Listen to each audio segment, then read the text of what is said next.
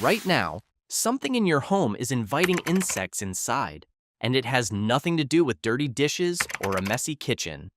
Most of the advice out there focuses on obvious clutter and visible food waste, but the real triggers are hiding in habits you'd never suspect, tucked into your daily routine without you ever noticing. These are the 11 household mistakes that attract roaches, ants, and wasps. And by the end of this video, you'll know exactly which ones are happening in your house right now. Some of these will genuinely surprise you, since most have almost nothing to do with cleanliness and a lot more to do with signals you're sending out without realizing it. Let's get into it. Roaches don't need a filthy kitchen to move in. They just need three things: a food source, a water source, and a dark, warm place to hide. The mistakes below hand them all three, often in homes that look perfectly clean on the surface. Mistake number 1. Leaving pet food bowls out overnight.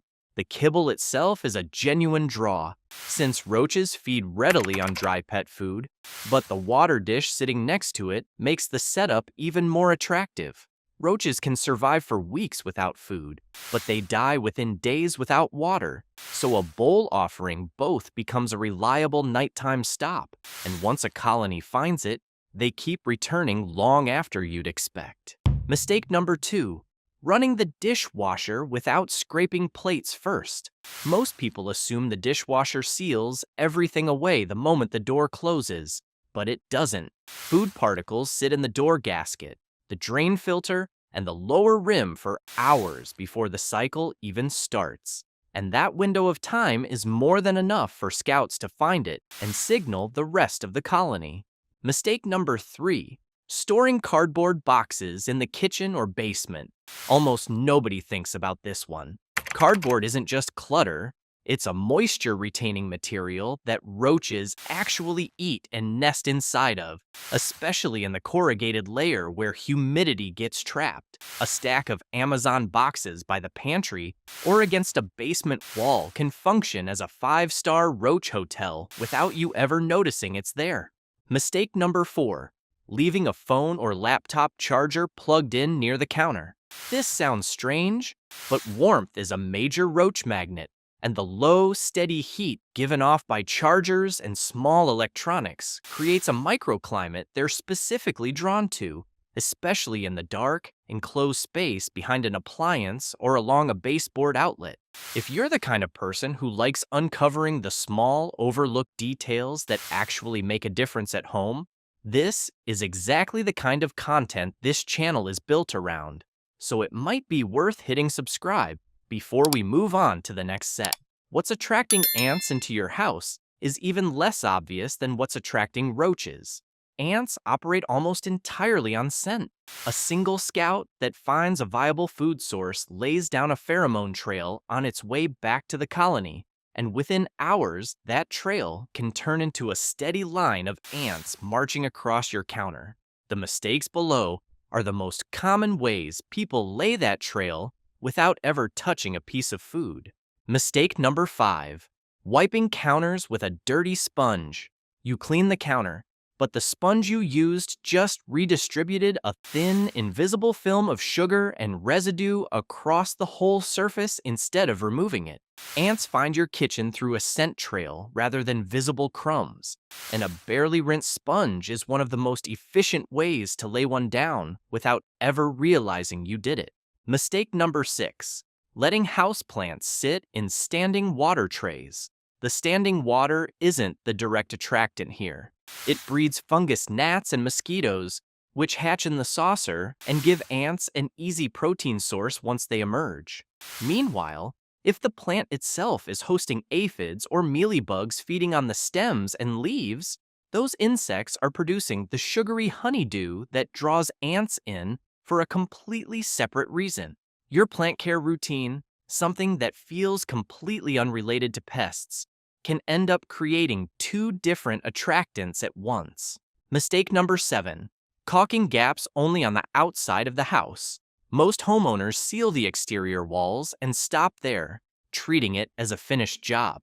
But ants scout from inside wall voids just as often as they do from outside, And if the interior baseboards, window frames, and cabinet backs are never sealed as well, you've only closed off half of the entry points into your home.